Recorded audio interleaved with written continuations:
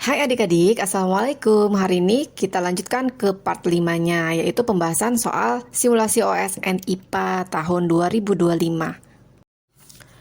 Soal nomor 41, berdasarkan diagram di bawah ini, aktivitas respirasi menempati diagram yang bertabel A2 dan 4, B2 dan 3, C1 dan 4, dan D1 dan 3. Sebelumnya kita harus tahu definisi dari respirasi. Nah, respirasi itu adalah proses mengubah makanan atau energi ya menjadi tenaga, dan hasilnya adalah karbon dioksida dan air. Contohnya hewan dan manusia bernapas, masuk oksigen, nah keluarnya karbon dioksida. Nah, perhatikan grafik dan arah panahnya. Pada kotak satu itu menerima panah dari hewan mengarah ke karbon dioksida di udara. Artinya sesuatu yang menghasilkan karbon dioksida ke udara itu adalah respirasi hewan karena menghasilkan karbon dioksida. Jadi nomor kotak satu itu adalah respirasi. Kemudian perhatikan kotak 2, dia menerima panah dari karbon dioksida di udara. Nah, mengarah ke kotak 4. Artinya karbon dioksida dari udara itu digunakan oleh sesuatu, lalu diteruskan. Nah, ini cocok banget dengan proses fotosintesis tanaman ya. Tanaman menyerap karbon dioksida, hasilnya bisa dimakan. Jadi kotak 2 ini bukan respirasi tapi fotosintesis. Kemudian kotak 3 itu menerima panah dari kotak 4 mengarah ke karbon dioksida. Artinya sesuatu dari kotak 4 menghasilkan karbon dioksida. Jadi kotak 3 ini jelas menunjukkan respirasi, yaitu karbon dioksida keluar dari udara gitu ya. Kemudian kotak 4 itu menerima panah dari kotak 2 dan dari label hewan mengarah ke kotak 3. Artinya hewan makan tanaman dari kotak 2, lalu ada proses ke kotak 3 yang dihasilkan karbon dioksida. Tapi kotak 4 itu bukan tempat karbon dioksida keluar langsung, jadi bukan respirasi. Kemudian jawaban untuk nomor ini yang respirasi itu adalah kotak 1 dan kotak 3 ya. Jadi jawaban yang benar adalah yang D, 1 dan 3. Soal selanjutnya nomor 42, perhatikan beberapa jenis bahan berikut. 1 ada kaca, kemudian 2 plastik, kemudian 3 air, dan 4 tembaga. Bahan yang termasuk isolator ditunjukkan oleh nomor A1 dan 2, B1 dan 3, C1 dan 4, dan D3 dan 4. Bahan isolator itu adalah bahan yang tidak dapat mengantarkan panas atau listrik dengan baik, gitu ya. Sekarang kalau kaca itu termasuk isolator karena dia tidak menghantarkan listrik dan panas dengan baik, gitu ya. Makanya di dalam termos itu ada kaca, dia tidak bisa mengantarkan panas keluar. Kemudian plastik itu termasuknya isolator, ya. Umum digunakan sebagai pelapis kabel karena tidak menghantarkan listrik. Kemudian air itu bukan isolator, terutama air biasa yang mengandung mineral justru bisa mengantarkan listrik gitu ya. Air biasa yang mengandung mineral itu dia mengantarkan listrik yang sangat baik. Jadi nggak boleh tuh kita basah-basahan tangan kemudian megang listrik, nggak boleh gitu ya. Kemudian tembaga itu termasuknya konduktor, jadi dia bukan isolator. Dia merupakan konduktor yang sangat baik dalam menghantarkan listrik. Nah, makanya digunakan tuh di dalam untuk kabel-kabel ya. Di kabel-kabel itu ada tembaga. Jadi jelas nomor 42 ini jawabannya adalah A, 1 dan 2. Soal nomor 43, perhatikan gambar berikut. Fungsi utama dari struktur akson pada sel saraf adalah A. Menerima sinyal listrik dari sel saraf lain, B. Menghasilkan energi untuk aktivitas sel saraf, C. Melindungi sel saraf dari kerusakan, D. Menghantarkan impuls atau sinyal listrik dari badan sel ke ujung saraf atau sinapsis. Nah, gambar itu merupakan gambar struktur neuron atau sel saraf ya, termasuk bagian dendrit, badan sel, dan aksonnya. Nah, akson itu berfungsi untuk menghantarkan impuls listrik dari badan sel menuju ke sinapsis atau ujung saraf agar diteruskan ke sel saraf lain atau organ target lain gitu ya. Opsi yang A, menerima sinyal, itu adalah fungsi dari dendrit bukan akson. Sedangkan B dan C itu tidak dapat untuk menggambarkan fungsi utama dari akson. Jadi jawaban untuk nomor 43 ini adalah yang D, menghantarkan impuls atau sinyal listrik dari badan sel ke ujung saraf atau sinapsis. Soal nomor 44, perhatikan gambar berikut. Nama dan tipe sendi dari struktur yang ditunjuk pada gambar di samping adalah A. Sendi pelana, diartrosis, sendi bebas, B. Sendi putar, amfiartrosis, sendi kaku, C. Sendi engsel, amfiartrosis, sendi kaku. D. Sendi peluru, diartrosis, sendi bebas. Pada gambar yang diberikan ini menunjukkan sendi bahu, di titik X itu menunjukkan tempat bertemunya tulang lengan atas atau humerus dengan tulang belikat atau scapula namanya ya. Nah, sendi bahu ini merupakan sendi peluru, yaitu sendi yang memungkinkan gerakan ke segala arah. Jadi rotasi ke depan, ke belakang, ke samping dia bisa. Nah, sendi peluru termasuk jenis diartrosis, yaitu sendi yang memungkinkan gerak bebas dan luas. Jadi nomor 44 ini jawabannya adalah D, sendi peluru, diartrosis, sendi bebas. Nomor 45, Vira seorang balita berusia 2 tahun, ia baru saja sembuh dari penyakit campak. Beberapa tahun kemudian Vira sudah tidak lagi terkena campak meskipun penyakit tersebut sedang mewabah. Hal tersebut dapat terjadi karena A. Vira telah memiliki kekebalan alami terhadap campak. B. Vira memiliki kekebalan buatan terhadap campak melalui imunisasi. C. Eritrosit Vira telah mengenali campak sehingga dapat menghancurkannya. D. Trombosit Vira telah memproduksi antibodi yang mengenali campak. Soal nomor 45 ini adalah soal mengenai imunitas atau kekebalan gitu ya. Jadi kalau seseorang itu sudah sembuh dari suatu penyakit, dalam hal ini adalah penyakit campak, tubuhnya itu akan mengingat penyakit itu lewat sel memori atau antibodinya. Jadi kalau virus itu datang lagi, tubuh langsung lawan.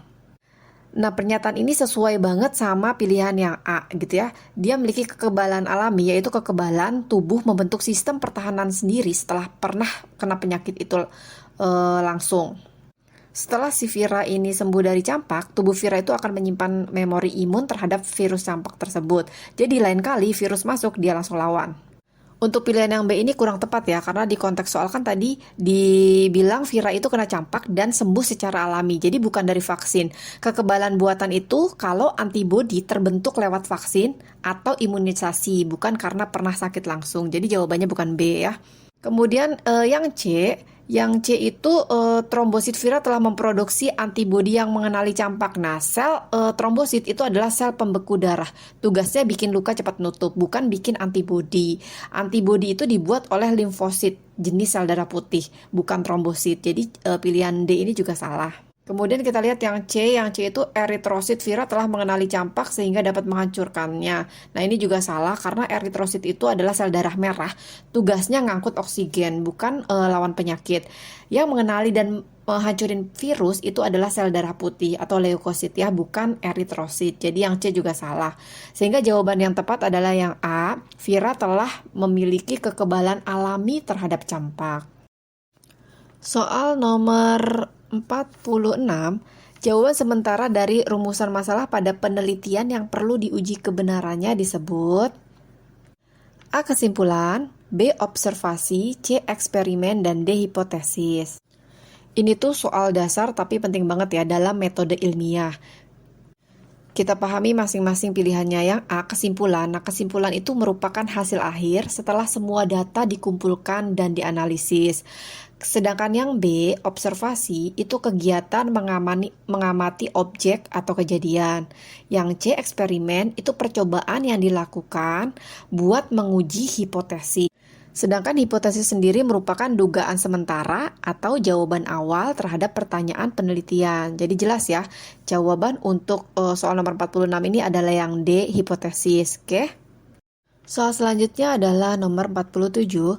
Organisme yang memiliki resiko kompetisi paling tinggi adalah A. 1 dan 2, B. 2 dan 3, C. 3 dan 4, dan D. 1 dan 4. Kompetisi itu terjadi jika dua organisme memperebutkan makanan yang sama. Nah, dua organisme itu hidup di habitat yang sama dan terbatas juga tentunya. Maka akan terjadi sebuah kompetisi. Dari gambar itu yang nomor 1 adalah bebek atau unggas air ya. Dia itu memakan ikan kecil, oke? Atau serangga air. Kemudian yang 2 itu ikan besar. Ikan besar itu merupakan predator yang memakan ikan kecil. 3, ikan kecil. Ikan kecil itu memakan plankton atau tumbuhan air. Kemudian yang keempat itu tumbuhan air. Dia merupakan produsen di dalam habitat tersebut ya. Bebek dan ikan besar itu sama-sama memakan ikan kecil. Maka mereka ini berkompetisi memperebutkan makanan yang sama, yaitu ikan kecil. Ini adalah kompetisi antar predator. Jadi jawaban untuk nomor 47 adalah bebek yang dinomori 1 dan ikan besar yang dinomori 2. Jawabannya adalah A, 1 dan 2.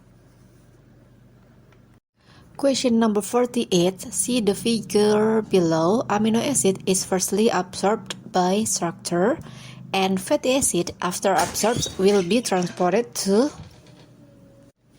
A, P, S, B, Q, R, C, P, U, D, T, R.